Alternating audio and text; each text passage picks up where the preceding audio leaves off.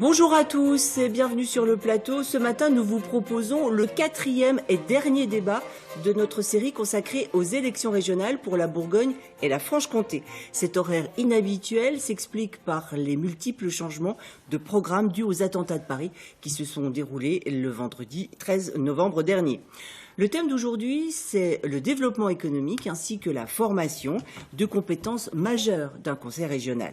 La région est d'ailleurs chef de file en matière économique. Elle peut impulser des politiques et entraîner les autres collectivités dans ce secteur.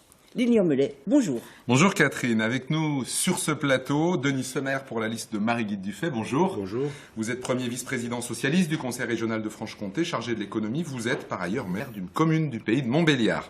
Marie-Claude Jarraud, bonjour. Bonjour. Pour la liste LR-UDI de François Sauvadet, vous êtes conseillère régionale sortante d'opposition et maire de Montceau-les-Mines, en Saône-et-Loire. Alain Le Tailleur, vous représentez la liste alternative à gauche. Bonjour. Bonjour. Vous êtes conseiller régional sortant MRC en Franche-Comté, liste menée par Nathalie Vermorel. Bonjour. Bonjour. Pour le Front National, liste menée par Sophie Montel, c'est Julien Accard, conseiller municipal d'opposition à Besançon, qui est sur notre plateau. Bonjour. Bonjour. Claire Rocher, vous êtes la tête de liste de Lutte ouvrière pour ces élections en Bourgogne et en Franche-Comté. Bonjour à vous. Bonjour. Et pour la liste Modem de Christophe Grudler, Laurent Croisier, conseiller municipal d'opposition à Besançon, est avec nous. Bonjour. Bonjour. La Bourgogne-Franche-Comté est la région la plus industrielle de France. L'industrie emploie 17% des salariés, soit 187 000 personnes qui travaillent pour l'automobile, les transports, l'énergie ou le nucléaire, selon les chiffres de l'INSEE. L'industrie a beaucoup souffert de la crise de 2008, ce qui explique une hausse du chômage de 2,7 points ces 7 dernières années, mais il reste quand même en dessous des 10% de moyenne nationale. Le taux de chômage est de 9,2% en Bourgogne et de 9,4% en Franche-Comté. Actuellement, on compte 216 000 demandeurs d'emploi. Alors nous allons tout d'abord faire un premier tour de table pour voir les points forts et les points faibles de cette nouvelle grande région. On va commencer par vous, Denis Sommer. Donc, comme le disait Lilian tout à l'heure, vous êtes vice-président socialiste du Conseil régional de Franche-Comté, chargé des questions économiques. Alors selon vous, quels sont les atouts et faiblesses de notre nouvelle grande région ? Tout d'abord, juste un petit mot. On fait ce débat-là 2 jours après l'hommage national qui a été rendu aux victimes des attentats, compris par respect aussi pour toutes les victimes. Je pense j'espère en tout cas qu'on aura un débat sérieux, argumenté et nous sommes là pour qu'il soit sérieux et argumenté. Absolument. C'est notre rôle. Sur la grande région, on est, vous l'avez rappelé, une grande région industrielle. 25% des richesses qui sont produites dans le pays, dans notre région, viennent de l'industrie. C'est à la fois un atout considérable puisque nous contribuons très fortement à l'excédent, tout du moins notre grande région est excédentaire au niveau de sa balance commerciale, donc nous contribuons bien évidemment aux exportations au niveau national, mais en même temps nous sommes aussi tributaires bien évidemment de ce qui se passe à la fois en Europe et dans le monde. Et donc, quand l'Europe va bien, quand le monde va bien, notre région est tirée par cette activité européenne ou mondiale. Quand ça va moins bien, comme c'est le cas depuis 2008-2009, bien évidemment, les choses deviennent beaucoup plus compliquées pour nous. Ceci étant, nous avons des atouts considérables en matière de mobilité, d'énergie, de transport, de microtechnique, dans l'industrie du luxe, etc. Et donc, on reste un territoire très industriel. Et je pense qu'il y a un potentiel de développement très fort pour les mois et les années qui viennent. Marie-Claude Jarraud, certes, grande région industrielle, mais en même temps, somme de 2 petites régions et au final, une des plus petites nouvelles régions aussi. Donc, est-ce qu'économiquement, la nouvelle région Bourgogne-Franche-Comté, elle va pouvoir exister ? Alors, bonjour. Je souhaiterais que l'on parle en termes d'atouts et de contraintes. Pour moi, il y a une contrainte majeure concernant la région Bourgogne-Franche-Comté qui pourra bien sûr exister. Notre contrainte majeure, c'est que nous sommes entre 3 grandes régions. 3 grandes régions, même si nous avons une frontière, petite frontière avec l'Île-de-France, c'est quand même une très grande région, avec un PIB et une démographie très importante, PIB le double de notre région, voire un petit peu plus. L'Auvergne-Rhône-Alpes avec un PIB aussi supérieur à nous. Alsace, Champagne-Ardenne aussi. Et puis notre Bourgogne-Franche-Comté qui se trouve avec le PIB le plus bas. Bon, mais ça n'est pas une fatalité. Ça n'est pas une fatalité. Et nous devons faire de cette contrainte, de cet état, une opportunité. Nous avons une autre contrainte qui est notre démographie atone. Et malgré cela, nous sommes une région, et c'est là l'opportunité, nous sommes une région avec une belle image de marque, une belle qualité de vie, une région où il fait bon vivre. Donc ça, c'est une première chose. Nous avons une image d'attractivité avec nos vins, avec nos climats de Bourgogne, avec beaucoup d'appellations d'origine contrôlée, mais nous ne sommes pas assez forts d'un point de vue industriel, bien que nous soyons, M. Sommer l'a dit, la première région industrielle de France. On va faire tourner la parole, si vous permettez. Julien Accard, pour le Front National, quel est votre sentiment, vous, sur les points forts et les points faibles de cette nouvelle région ? Mon sentiment est le suivant. Je pense que la principale faiblesse de la nouvelle région Bourgogne-Franche-Comté, ce sont ses élus. Ces élus de l'UMP, du Parti socialiste, qui depuis 30 ans nous font vivre une totale asphyxie. On avait annoncé que c'était un débat sur le développement économique. Tout à fait, excusez-moi. Exactement, je pense que j'y suis. Ces exécutifs, qu'ils soient de droite comme de gauche, qu'ils soient bourguignons comme franc-comtois, qu'ils soient au niveau régional comme au niveau local, n'ont absolument pas pris en compte les critères de développement économique. Et j'en veux pour preuve, par exemple, je prends une collectivité que je connais bien, le Grand Besançon, puisque j'y suis élu. Le Grand Besançon, nous avons des élus UMPS qui se tapent sur le ventre parce qu'ils arrivent à créer 500 emplois en 5 ans, ce qui fait quand même 100 emplois par an. Sur une agglomération de 180 000 habitants, je trouve ça vraiment léger. Et je pense que c'est la principale faiblesse de cette grande région si nous n'arrivons pas à changer ces élus. Très bien. Laurent Croisier pour le MoDem, votre point de vue. Mon point de vue, M. Sommer se défausse un peu facilement de ses responsabilités quant au bilan de Marie-Guy Dufay. Aujourd'hui, ce qu'on peut dire, c'est que la région est en panne. Elle ne crée ni richesse, ni emploi. Je vais donner quelques chiffres significatifs. Une croissance quasi nulle sur les 25 dernières années. 48 000 emplois détruits depuis 2008, ce qui fait, tenez-vous bien, 550 emplois perdus chaque mois, ce qui fait 550 familles endeuillées par le chômage chaque mois. On a une augmentation de 10% des défaillances d'entreprises depuis 2008, ce qui est supérieur à la moyenne nationale. Et on a un salaire médian en Bourgogne-Franche-Comté qui est inférieur, lui, à la moyenne nationale. Donc on a quand même des chiffres qui donnent le vertige. Donc voilà la réalité du bilan de Marie-Guy Dufay, de M. Patria. Mais je vais généraliser aussi, c'est quelque part des politiques de droite et de gauche depuis les 30 dernières années. Et le bilan économique, en tout cas, puisque c'est ce qui nous convient aujourd'hui, c'est zéro croissance, moins d'entreprises, moins d'emplois dans l'industrie, c'est moins d'emplois dans la sphère présentielle, c'est les commerces, c'est l'artisanat, c'est les services, et c'est moins de pouvoir d'achat.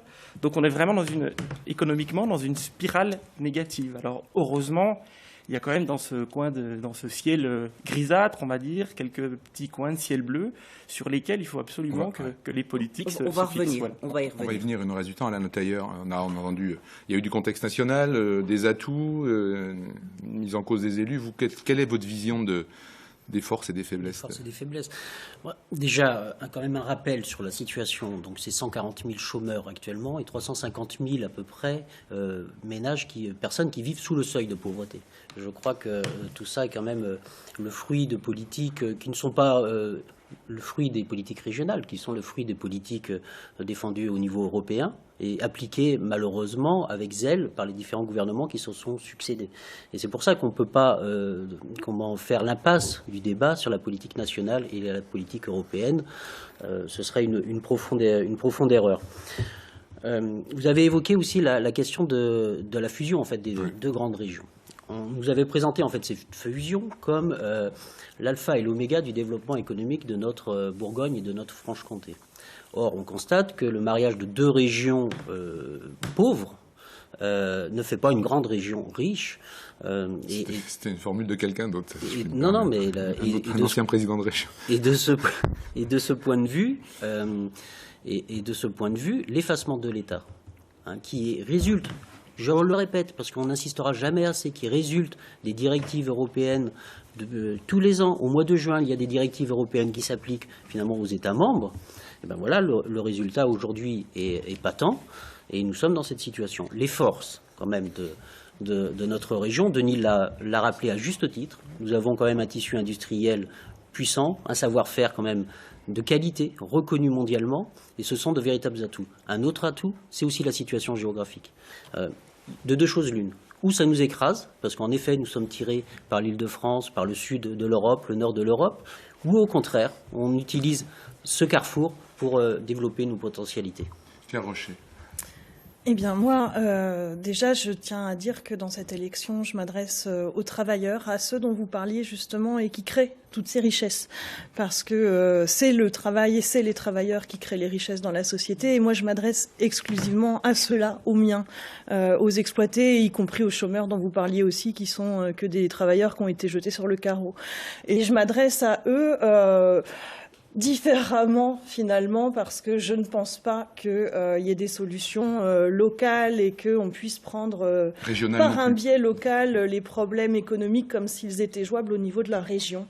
Je pense qu'il faut avoir un peu de réalisme et que les travailleurs comme moi, les miens, ils savent très bien que ça ne sera pas par le biais des conseils régionaux que leurs problèmes, le chômage, les bas salaires, la crise qu'on nous fait subir vont pouvoir se résoudre.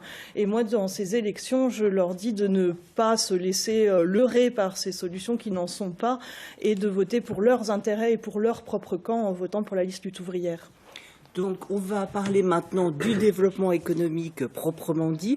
Juste deux chiffres, parce qu'il a été question de l'exportation tout à l'heure. Donc, la Bourgogne exporte chaque année pour 1,2 milliard d'euros, la Franche-Comté pour 2,2 milliards. Et puis, autre chiffre, lors d'un sondage cette semaine, 54% des Français interrogés mettent en tête des compétences régionales qui comptent pour eux le développement économique, justement.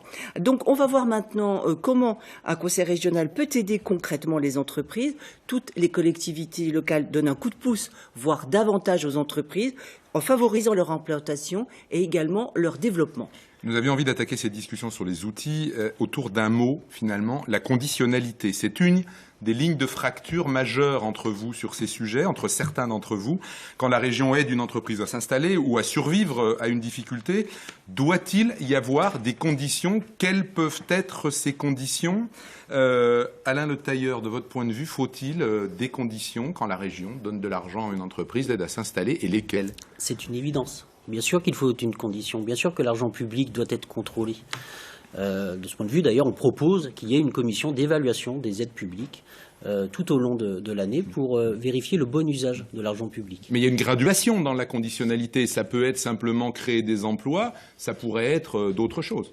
Oui, alors vous me parlez des conditions, oui, proprement dit. Alors bien sûr, la création d'emplois sur le territoire, ça c'est un élément important. Il ne s'agit pas de créer des emplois à l'extérieur du territoire régional. Ensuite, il y a aussi les conditions de travail des salariés, la manière dont les conditions sociales, le progrès social continue aussi à progresser au sein des entreprises. Une condition de l'aide publique, ça c'est une nécessité. Julien Accard, pour le Front National, vous, quelles sont les conditions que vous mettriez si vous étiez à la tête de la région pour aider financièrement les entreprises? Bien. Alors déjà, je voulais dire que, comment dirais-je, il faut cesser la politique qui est mise en place depuis 2 mandats par les socialistes, ne serait-ce qu'en Franche-Comté, mais c'est la même chose dans la région de M. Patria, c'est-à-dire la politique du distributeur automatique de billets, qui consiste en fait à voir revenir chaque année les mêmes entreprises demander les mêmes subventions. et qu'on leur donne. Ça, c'est la première chose que je voulais dire. Vous avez des exemples concrets, pardon? Nous faisons deux distinctions, nous, entre les aides. D'abord, les aides directes aux entreprises, notamment pour tout ce qui est création et reprise d'entreprises. Et puis, le deuxième type d'aide, ce sont les avances remboursables. Sur les avances remboursables, nos régions actuellement sont très en retard. Il a fallu que le Front National de Sophie Montel, l'opposition à la région Franche-Comté, fasse des pieds et des mains pour que Madame Dufay puisse enfin avoir la lumière et se dire que c'était une bonne idée. Et nous souhaitons les généraliser. Mais pour revenir sur votre première question, effectivement, la conditionnalité des aides nous semble indispensable. Et pour nous, 3 critères majeurs doivent être respectés, sous peine d'avoir des aides qui soient remboursées au Conseil régional. D'abord, la délocalisation des emplois. Délocalisation. Exactement. En cas de délocalisation d'emplois, oui, d'accord. Les entreprises devront rembourser les aides qui leur ont été accordées. Deuxième clause, les licenciements. Et puis troisième, l'embauche ou le recours aux travailleurs détachés. Alors les travailleurs détachés, il faut expliquer de quoi il s'agit. C'est donc un employeur français qui peut faire appel donc à des travailleurs étrangers d'un pays européen, enfin une entreprise étrangère qui peut faire donc venir sur le sol français des travailleurs de son pays et qui n'ont pas donc les mêmes conditions de travail que les travailleurs français. De rémunération surtout. Voilà. Marie-Claude Jarraud, la conditionnalité, on ne la trouve pas dans votre programme. Est-ce que c'est parce que, de votre point de vue, imposer des conditions, c'est prendre le risque que des entreprises ne viennent pas s'installer dans la région? Si, on l'a dans notre programme. Je n'ai pas trouvé. Moi non plus. Pardonnez-moi. Je vais répondre sur ce sujet, mais je voudrais quand même dire que autour de cette table et répondre à monsieur qui représente le Front National, que autour de cette table, il y a que des élus responsables. Et conscients des enjeux majeurs du regroupement entre la Bourgogne et la Franche-Comté. Donc je ne crois pas que, quelque élu qu'il soit, on puisse dire qu'on est responsable de ce qui se passe et des difficultés économiques. Je crois que il ne faut pas que le débat s'engage comme ça. Il ne faut pas que le débat s'engage comme ça. Alors, sur la conditionnalité, la liste à laquelle j'ai l'honneur d'appartenir prône le pragmatisme, c'est-à-dire que nous disons qu'il faut un moratoire sur les clauses d'insertion. Il y a déjà beaucoup de clauses d'insertion qui fixent donc des conditions. On parlera aussi, je pense, tout à l'heure des appels d'offres. Donc il faut un moratoire parce que ce dont on s'aperçoit, c'est que les entreprises ont du mal à se retrouver dans toutes ces clauses pour répondre en fin de compte aux demandes, au marché que les régions écrivent en matière de formation professionnelle, mais aussi en matière de développement économique. Donc moratoire concernant les clauses d'insertion qui représentent la conditionnalité. Mais par exemple, l'obligation que les aides ne soient débloquées que si des CDI sont réellement créés par rapport à un engagement. On se souvient de l'exemple d'Amazon en Saône-et-Loire. Oui. Est-ce que vous êtes d'accord avec ça ou est-ce que vous ne souhaitez pas que ça apparaisse pour pouvoir être compétitif par rapport à d'autres régions? C'était ça ma question initiale. Alors, les aides, moi ce terme ne nous convient pas. Il faut parler plutôt d'accompagnement et de confiance. Oui, accompagnement et confiance, c'est quand même avec des accompagnement monnaies, et confiance c'est quand même de l'argent. Qui n'exclut pas le contrôle. Il y a déjà beaucoup de clauses d'insertion concernant la conditionnalité. Donc, je crois qu'il faut poursuivre dans l'accompagnement en direction des entreprises, parce que c'est une de nos missions. L'accompagnement économique est une de nos missions fortes, mais avec un contrôle peut-être plus régulier, plus sévère, c'est-à-dire qu'il ne faut pas que l'on crie victoire quand une entreprise arrive avec 350 emplois et que derrière, ces emplois repartent. Bien sûr, contrôle et confiance. Laurent Croisier, pour le MODEM, contrôle, confiance, contrôle régulier, suivi. Confiance, évidemment. Je crois que le rôle du futur conseil régional sera de créer un écosystème favorable aux entreprises. Et à mettre trop de conditions, à mettre trop de contraintes, on va faire fuir les entreprises et on va donc abaisser. Vous répondez à la question de Lilian tout à l'heure. Voilà. Attention, trop de contraintes peuvent faire fuir les entreprises vers d'autres régions de notre territoire. Après, il y a des minimums. Par exemple, nous sommes, la liste de Christophe Brudler, nous sommes contre toutes les subventions qui seraient des pertes nettes sans assurance d'un retour sur investissement sur l'emploi. Par contre, évidemment, nous sommes pour le maintien de tout ce qui est prêt à taux zéro, ce qui est avance remboursable, parce que pour nous, c'est non seulement éthique, et c'est une bonne gestion, c'est une gestion responsable de l'argent public. Et je crois qu'il faut aussi maîtriser, c'est que ce n'est pas le conseil régional qui crée les emplois, c'est les chefs d'entreprise, c'est les entreprises qui créent les emplois. Et il faut vraiment créer un lien constructif entre les entreprises, un lien de confiance. Il faut que le contrat soit gagnant-gagnant. Et à partir du moment où ces conditions sont toutes réunies, il n'y a aucune raison qu'une entreprise ne crée pas d'emplois. Si les contrats de commande sont remplis, elle créera des emplois. Claire Rocher, je déforme votre pensée si je dis que vous n'êtes pas favorable aux aides aux entreprises. Non, absolument pas, vous avez bien raison. Moi, je trouve que cette façon de poser le débat est vraiment une façon complètement piégée, parce que c'est laisser sous-entendre que c'est les entreprises qui sont au cœur de l'économie et qu'il faut les aider. C'est une manière... autre ligne de fracture que je n'avais pas évoquée entre vous. Là, elle est réelle et franche, et je suis seule de mon côté. Et parce que toute l'économie...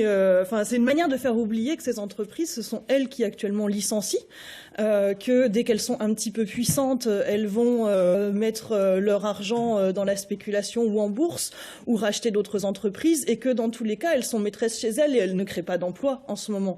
Et on a beau les arroser d'argent et d'argent... À d'autres moments, elles en créent. Elles licencient, mais elles embauchent aussi. Alors écoutez, ça fait 20 ans, 30 ans que on nous sert toutes les mêmes méthodes pour leur enlever des impôts, les aider, les soutenir, les accompagner, leur donner un nid douillet, un écosystème favorable, j'en passe, et des meilleurs. Et le chômage ne fait qu'augmenter. Donc il faut à un moment donné arrêter de vouloir masquer cette réalité-là. Si vous voulez, toutes les politiques, au contraire, d'austérité qu'on subit actuellement, ou même les politiques d'aide, elles visent à drainer encore plus une partie de l'argent de la population vers ces richesses-là. Et donc, il y a une fraction minoritaire dans ce pays qui s'enrichit toujours plus, et la majorité des gens continuent à s'enfoncer, et on nous explique qu'il faut encore aider le patronat. Donc moi, je m'adresse aux travailleurs et je leur dis qu'il faut que ceux qui sont plus dupes de toutes ces politiques qui proposent finalement au bout du compte exactement la même chose, à savoir soutenir le patronat, petit ou grand, localement, etc., sous prétexte de créer des emplois alors qu'ils en suppriment, eh bien, il faut que ces travailleurs, ils arrêtent de voter pour toutes ces solutions qui n'en sont pas et qui votent pour leurs propres intérêts et pour leurs propres plans. On va finir ce tour de table par Denis Sommer. Donc, Julien Carr disait que la région de Franche-Comté était, je cite, un distributeur de billets. Vous en dites quoi? Et conditionnalité, quels sont les moyens de contrôle que vous avez? Et est-ce que vous contrôlez? Bien sûr. Tout d'abord, une remarque. Vous avez rappelé tout à l'heure, monsieur, que ce sont les entreprises qui créent des emplois. Et vous avez parfaitement raison de rappeler cela. Ceci étant, quand on perd des emplois, ce sont aussi les entreprises qui en suppriment. L'inverse est vrai. Et pourquoi ça s'est passé comme ça au cours de ces dernières années? Quand on regarde ce qu'on appelle les taux de marge dans les entreprises, depuis les années 2000 jusqu'en 2012, ce n'est pas la gauche qui était au pouvoir. Les taux de marge dans les entreprises ont perdu 10 points. On est passé en gros de 32% à 23%. 10 points de perte de compétitivité dans nos entreprises. Et il se trouve, qui crée des entreprises, qui crée des emplois dans notre région et partout en France? Ce sont les PME et les PMI, et l'artisanat et le commerce. C'est pourquoi notre système d'aide, il est complètement tourné en direction des PME, PMI, qui ont besoin de quoi? Qui ont besoin de quoi?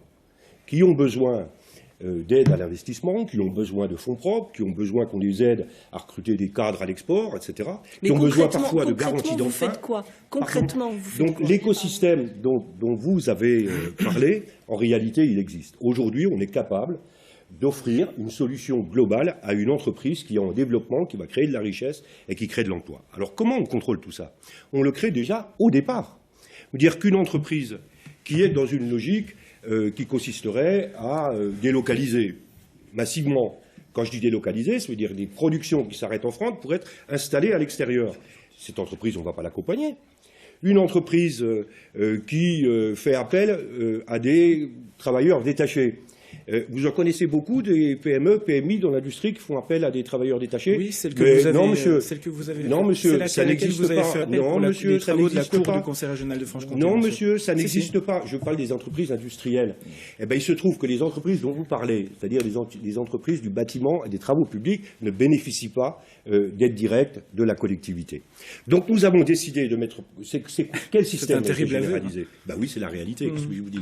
Voilà, celui qui vous a préparé vos notes a très mal travaillé. C'est moi-même. Donc, on a mis en place un système d'avance remboursable. Pourquoi un système d'avance remboursable? Tout simplement parce que ça nous permet d'intervenir à une hauteur suffisante, parce que ça permet aux entreprises d'avoir de la trésorerie, de financer tout ce qu'il y a autour de leur investissement, c'est-à-dire vraiment d'être dans une logique de croissance. On intervient à un niveau supérieur quand on le faisait avec les subventions. Et ce dispositif-là, il a été mis en place par Marie-Guilde Dufay, et c'était un engagement électoral pendant la campagne de 2009. Marie-Guilde Dufay a dit « je généraliserai les avances remboursables ». Et pourquoi on l'a fait? Et on l'a fait parce qu'on a discuté avec, nous, ce qu'on appelle les corps intermédiaires, qui étaient souvent décriés par le passé, par d'autres. C'est les partenaires sociaux, en particulier les organisations syndicales de salariés, les organisations patronales, les consulaires. Et on s'est mis d'accord sur ce système d'aide. On ne l'a pas inventé tout seul, à 2 ou 3 autour d'une table. On l'a construit ensemble. Alors, quand un dossier est présenté, on va vérifier quoi? L'impact environnemental, l'impact sur l'emploi, l'impact sur la formation. Voilà. Et si, sur les questions comme celle-là, il peut y avoir un problème, on conditionne l'aide à une intervention de partenaires qui sont là pour aider le chef d'entreprise à progresser dans ces questions. On va continuer ce tour de table. On va parler maintenant d'une autre aide, non pas financière, mais j'allais dire matérielle. Quels sont les outils qu'une région peut mettre en place pour aider une région? Et on va commencer... L'écosystème dont vous parliez. Voilà, l'écosystème dont vous parliez tout à l'heure. On va commencer par vous, Laurent Croisier. Quelles sont les aides, par exemple, pour une revendication forte des chefs d'entreprise pour le haut débit? Quel est votre projet en matière de haut débit en Franche-Comté-Bourgogne? Alors, sur le haut débit, tout d'abord, je pense qu'il est temps de comprendre qu'on est dans une véritable mutation de notre économie et que le numérique, dont fait partie le haut débit, est un des enjeux majeurs de l'industrie du futur. Et c'est sur cette industrie du futur que la liste de l'Union du Centre a envie de miser. Tout d'abord, il faut accompagner les départements dans le fibrage des territoires. Ça, c'est une des premières Le fibrage, conditions. Ça veut dire la fibre optique. L'installation de la fibre optique, donc du très haut débit. Ensuite, l'installation de la fibre, c'est construire des routes. Maintenant, il faut mettre des voitures sur ces routes, entre guillemets. Donc, il faut travailler avec les entreprises sur les usages qu'elles vont pouvoir faire de ce très haut débit. Donc, nous voyons le travail sous 3 angles. Des usages à vocation de développement économique, des usages à vocation médicale et des usages à vocation éducative. Voilà. Ensuite, nous pensons que en Bourgogne-Franche-Comté, sur le domaine du numérique, il y a à peu près 34 emplois sur 10 000. Ça représente à peu près 34 emplois sur 10 000. La moyenne nationale est à 100 emplois sur 10 000. Ça veut dire que notre objectif, c'est de ramener au moins à la moyenne nationale le nombre d'emplois du numérique sur le territoire. Ce qui fait qu'à l'issue du mandat, nous pourrions créer 20 000 emplois. Je dis bien 20 000 emplois. Donc c'est quelque chose qui ramener à la moyenne nationale, c'est quelque chose qui ne peut paraître pas exceptionnel, mais je pense qu'on a vraiment, en misant sur ce secteur-là, un potentiel d'emploi qui est intéressant. Marie-Claude Jarraud, on sait que les conseils départementaux sont tous en train de travailler sur ce sujet du haut débit, peut-être d'ailleurs avec un peu de retard par rapport à certaines époques où beaucoup de choses n'avaient pas été faites. On sait même qu'un certain nombre de départements de Bourgogne et de Franche-Comté, 6 départements sont en train de monter une société, on va dire. Voilà, c'est un petit peu technique, mais qui commercialise pour essayer de négocier la circulation, on va dire, sur ce système. Quelle est, de votre point de vue, l'articulation qu'il peut y avoir entre le travail des départements qui vont devoir amener la fibre un petit peu partout, et quel est le rôle d'un conseil régional finalement? Je vois, M. Mellet, que vous avez bien lu notre programme, puisque... Nous avons aussi organisé une émission sur le haut débit il y a peu de temps pour tout vous dire ce qui explique. Oui. Puisque, effectivement, François Sauvadet souhaite doubler doubler l'aide régionale et s'aligner sur l'aide de l'État et l'aide des départements, puisque nous travaillons avec déjà 6 départements sur 8. Donc je fais une parenthèse, 6 départements sur 8, parce qu'il y en a 6 départements en Bourgogne-Franche-Comté qui sont à droite. Et François Sauvadet a dit qu'il espérait que les 2 autres départements nous rejoindraient dans ce beau projet d'équipement numérique de notre région. Ça représentera entre 2015 et 2020 près de 160 millions d'euros d'aide qui permettra d'équiper notre territoire. Ça créera des emplois. C'est bien beau de dire on va aider en plus, mais il faudra faire un effort d'investissement. Et cet effort d'investissement, il sera compensé par une diminution du fonctionnement. C'est très important parce que l'argent est rare. Donc, aide pour le développement du très haut débit avec investissement, mais effort sur le fonctionnement. Je voudrais revenir, si vous permettez, madame, sur un point sur l'industrie. N'opposons pas... Vous avez déjà de l'avance dans votre temps de parole, Marie-Claude. N'opposons pas l'industrie, n'opposons pas les grands groupes et les TPE. Pensons aux grands groupes, aux TPE qui sont souvent sous-traitantes, qui ont un potentiel d'innovation, et pensons aussi aux grandes filières. On va y venir. Alain Le Tailleur, pour le haut débit, quelles sont les propositions que fait votre liste? Sur le haut débit, évidemment, c'est un véritable enjeu, mais je trouve quand même assez cocasse quand même que dans une période, et vous l'avez rappelé, hein, madame, de difficultés budgétaires pour les collectivités, qu'on amène cette proposition comme si elle était complètement désincarnée de la réalité. C'est votre majorité qui, par l'intermédiaire d'appels à projets, a favorisé les entreprises privées pour le déploiement du très haut débit en zone dense.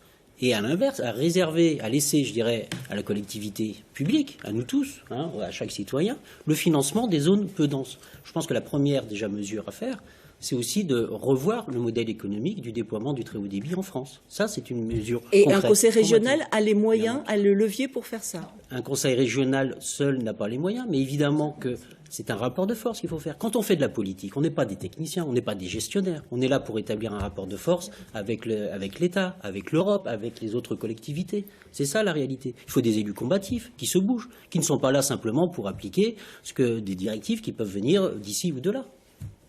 Claire Rocher, concernant le haut débit. Écoutez, moi je pense que c'est une manière, encore une fois, d'arroser assez largement quelques notables locaux et de créer des marchés. Et quand ce ne sont pas des gadgets qui n'ont comme intérêt d'amuser la galerie, je pense vraiment que la population, les travailleurs, les miens, les exploités auxquels je m'adresse, ne se sentent absolument pas concernés par ça et qu'ils ont bien raison, parce que finalement, c'est quand même globalement comme un... Le numérique est un gadget, excusez-moi, mais le numérique maintenant, c'est dans l'agriculture, c'est dans l'industrie automobile, c'est dans le médical, c'est dans l'industrie. Vous faites tous comme si c'était possible de relancer localement cette économie, comme si régionalement on pouvait agir sur ces leviers-là, etc. Mais c'est faire oublier que l'économie, elle est en crise dans la région, mais aussi en France et dans le monde. Et c'est faire oublier que cette crise, on l'a fait payer à une catégorie de la population qui est celle des travailleurs et qui sont les classes populaires. Toutes les politiques d'austérité qui sont prises actuellement, que ce soit au niveau de l'État ou même au niveau de la région en plus petit, c'est des aspirateurs qui visent à transférer tout l'argent aux banquiers au travers de la dette, aux entreprises, et la population n'en voit pas la couleur. Si vous voulez un exemple local, on parlait des emplois, etc. Le principal employeur privé dans la région, c'est la famille Peugeot, c'est Peugeot Citroën, c'est PSA. La famille Peugeot, sa fortune privée l'an dernier est passée de 2 milliards à 3,6 milliards d'euros. Je ne parle même pas de leur profit, je parle de leur fortune privée. Et dans le même temps, ils ont licencié près de 15 000 travailleurs. Alors, si vous voulez savoir, écoutez, le chômage, c'est ça. C'est pas... attendez, je termine. C'est pas un effet pervers de la crise, etc. C'est une politique qui est menée. C'est un choix qui est mené de faire peser la crise sur les classes populaires. Et on a beau arroser d'argent la bourgeoisie ne joue pas le jeu. Il ne crée pas d'emplois. Il se lance dans la finance, y compris PSA. Ses principaux profits, elle le fait en tant que banque. Et donc, moi, je m'adresse aux miens pour leur dire qu'il va falloir à un moment donné faire payer les riches et que si on ne peut pas le faire dans ces conseils régionaux. En tout cas, on peut l'affirmer en votant pour notre liste. Julien Accard, on est parti loin du haut débit. Mais vous avez tout à fait loisir de le faire comme vous le souhaitez. Mais on y revient avec vous. Quel est le programme du Front National à ce sujet? Est-ce que vous pensez que c'est une... Alors, pour cadrer un peu les choses, est-ce que vous pensez que c'est une priorité? Est-ce que vous pensez que c'est le rôle d'un conseil régional d'impulser, peut-être même de mettre de l'argent là-dessus ou pas?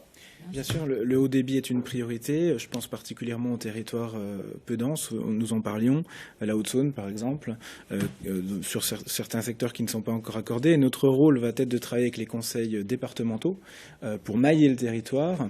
Et j'aimerais que la région puisse faire pression également sur France Télécom, l'opérateur, pour relier certains départements entre eux quand il y a un pylône qui sépare deux communes de départements différents. Mais c'est un outil parmi une panoplie d'outils et il y a un outil qui nous tient beaucoup à cœur au Front National qui est la commande publique.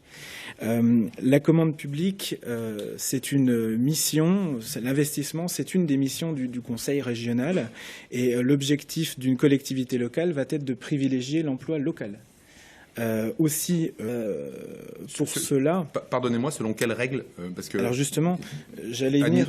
Devant un tribunal, l'emploi local, c'est quelque chose qui n'existe pas. L'Union européenne nous a imposé énormément de contraintes dans ce domaine pour limiter l'emploi local, mais il nous reste quand même quelques armes, notamment autour des clauses sociales, environnementales et de cohésion territoriale, qui sont activables et que nous souhaitons activer, que nous activerons lorsque nous aurons gagné la région avec ce. Pardonnez-moi, sur un appel d'offres, l'emploi local, ça ne peut pas figurer. Bien sûr que si. On peut exiger que les gens... En intégrant une clause, par exemple, environnementale, vous pouvez privilégier l'entreprise qui travaille près de chez vous, plutôt que l'entreprise portugaise.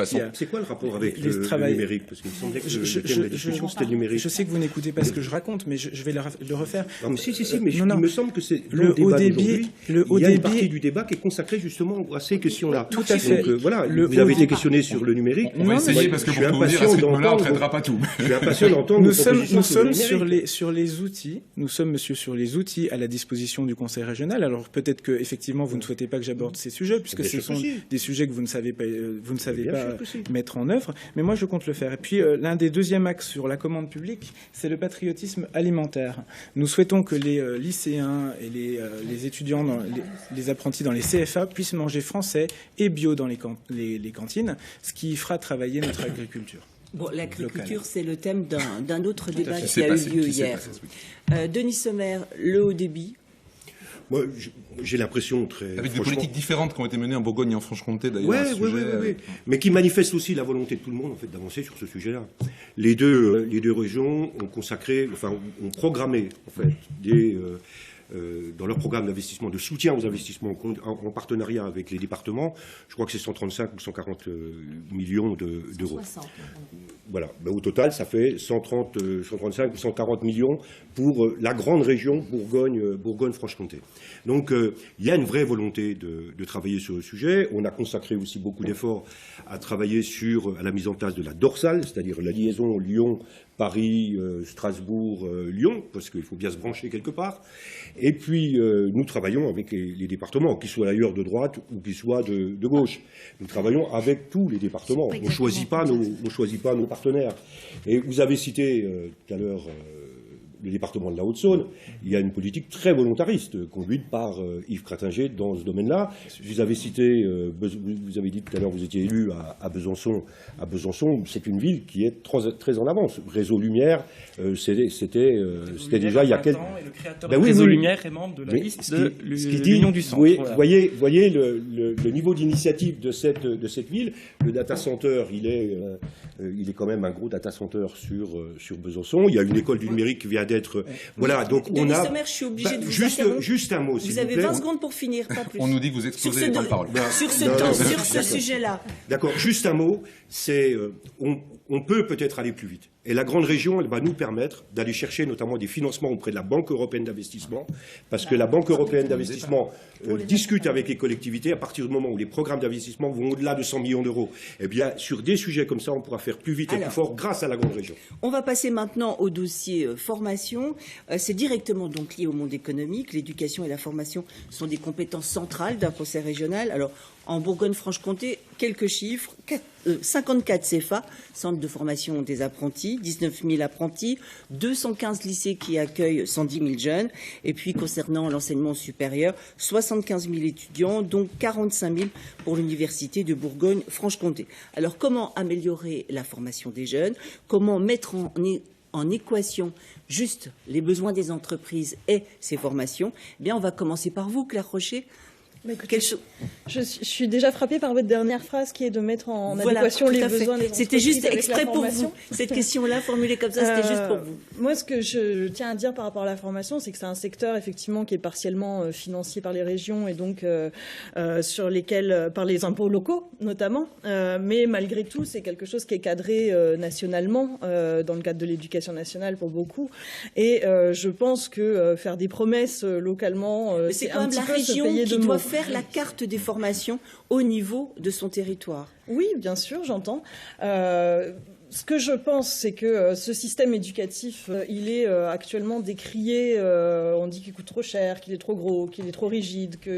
Et en fait, finalement, ce qu'on reproche souvent à ce système d'éducation français, c'est la même chose qu'on reproche aux hôpitaux publics dont je fais partie.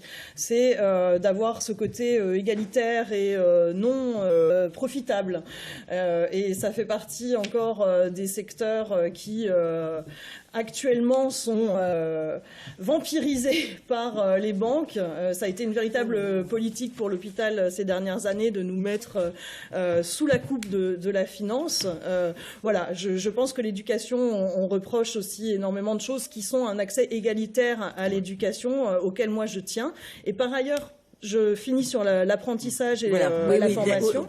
Voilà, on a compris l'essentiel de votre message. Alain Le Tailleur, vous êtes un petit peu en retard sur votre temps de parole. Un peu en retard. J'ai pas pu développer tout ce que je voulais sur le développement économique, mais je vais essayer d'y revenir. On essaie de faire rentrer beaucoup de choses dans une boîte pas assez grande. Les deux sont évidemment, on a des choses liées, mais bon. Non, mais les deux sont évidemment très liés. D'abord sur la formation, je crois qu'il ne faut pas opposer la formation, je dirais les lycées, avec la compétence qui a été transférée pour la gestion des bâtiments et puis pour diverses autres compétences à la région, et puis aussi l'enseignement supérieur. Alors, je voulais le citer, on n'aura sans doute pas le temps de développer, mais en termes d'attractivité, justement, pour la région Bourgogne-Franche-Comté, c'est un élément essentiel, l'enseignement supérieur et la recherche. Voilà. Sur la formation continue, nous défendons un grand service public de la formation et de l'orientation, en lien pour créer les synergies sur l'ensemble de la région avec les différents organismes qui sont aujourd'hui présents. Nous défendons évidemment la formation des demandeurs d'emploi. Et pour faire un lien aussi avec le précédent sujet, nous développons aussi la volonté de bâtir un fonds régional pour l'emploi et la formation. Ça veut dire quoi concrètement? Concrètement, ça manque un peu de concret. Alors concrètement, le Fonds régional pour l'emploi et la formation consisterait à regrouper toutes les sommes en fait financées, y compris les sommes qui sont utilisées par la BPI, mais aussi les aides publiques de la région, dans un seul fonds pour faciliter aussi l'accès au crédit des entreprises, pour faciliter aussi les dépenses de formation, pour qu'il y ait vraiment une vision stratégique, une vision cohérente sur l'ensemble du sujet. Je me trompe ou vous proposez que ce fonds soit co-géré par les élus, les employeurs et les salariés, ce qui serait une nouveauté. Évidemment, une gestion paritaire, ça me paraît une évidence là aussi. D'abord parce que je pense que c'est important qu'il y ait une convergence aussi des analyses, enfin pas une convergence, pardon, un partage des analyses. Et je suis à peu près sûr que sur un certain nombre de sujets, on pourrait avoir des convergences. Nous considérons que la crise aujourd'hui qui sévit en Europe et en France fait subir les mêmes pressions sur les salariés, sur les fonctionnaires, mais aussi sur un certain nombre de chefs d'entreprise, de PME et de PMI. Je pense que vous avez rattrapé votre temps de parole. Laurent Croisier pour le MODEM.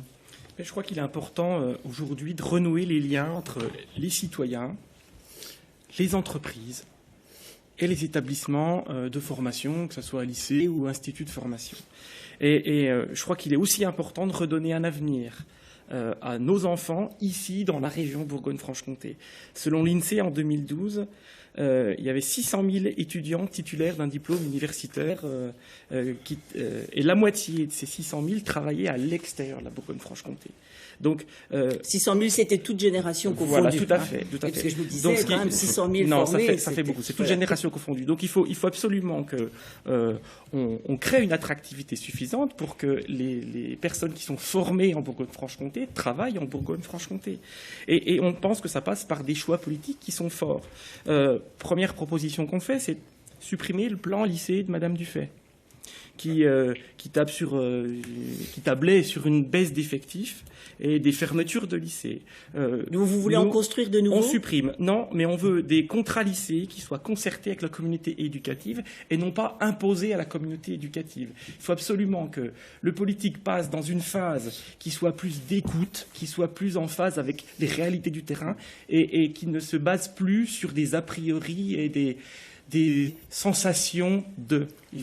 Julien Accard pour le Front National, quelles sont vos propositions, s'il vous plaît, concrètes, sur le chapitre de la formation? D'abord, je pense qu'il faut qu'on arrête de voir la formation professionnelle comme une façon de sortir les gens des chiffres du chômage.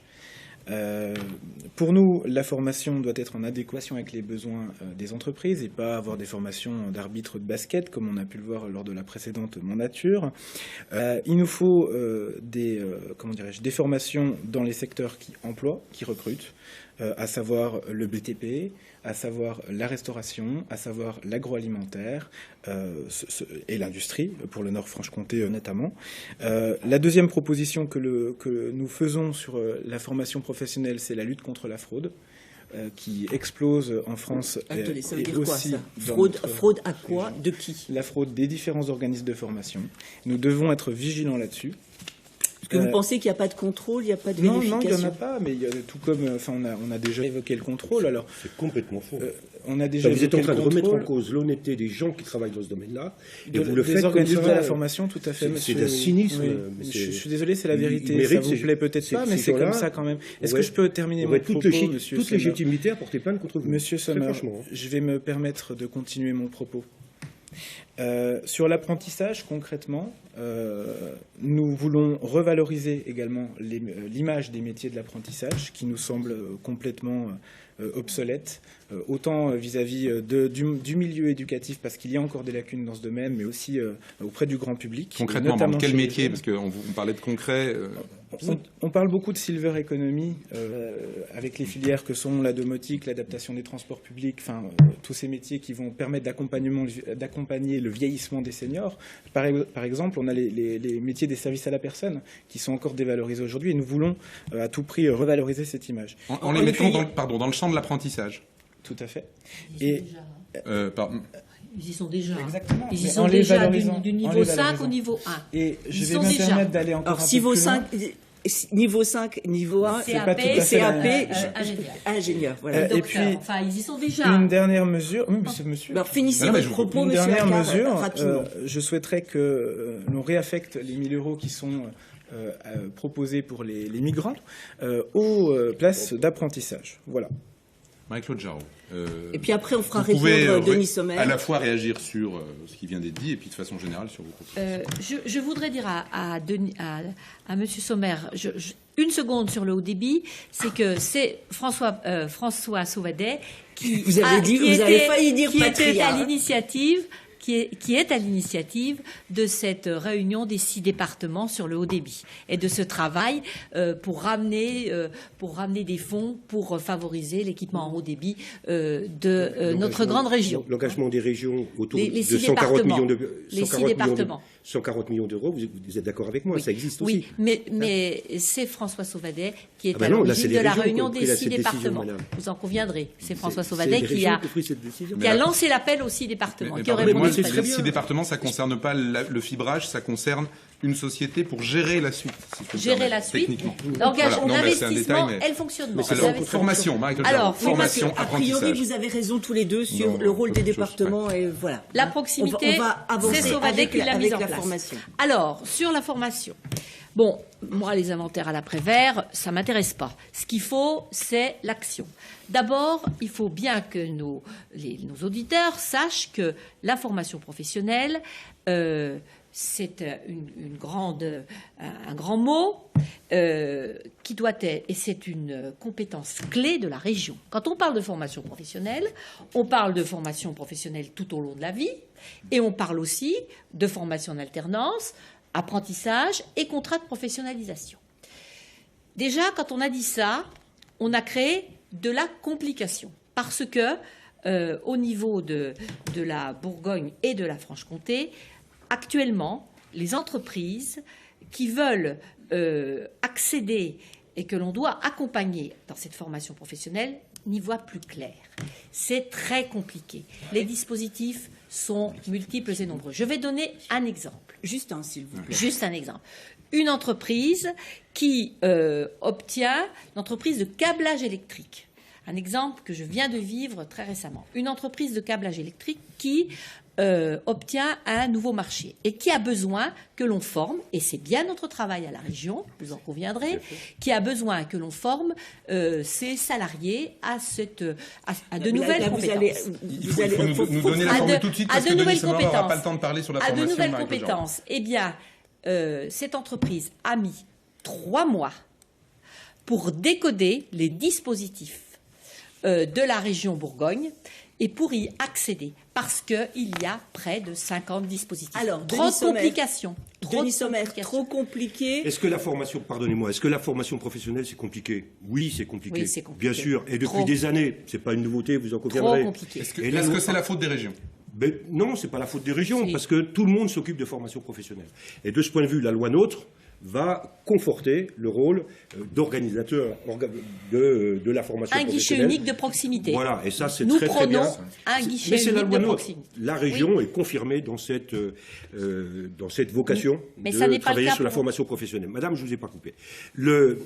Je pense que il y a des dispositifs qui sont extrêmement intéressants aujourd'hui. Le dispositif qui a été mis en place, pour le coup, en Bourgogne est très intéressant. Capeco.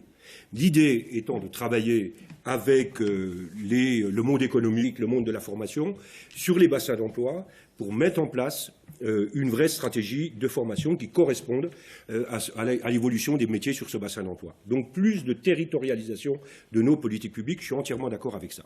Et le deuxième Donc avec sujet... moi.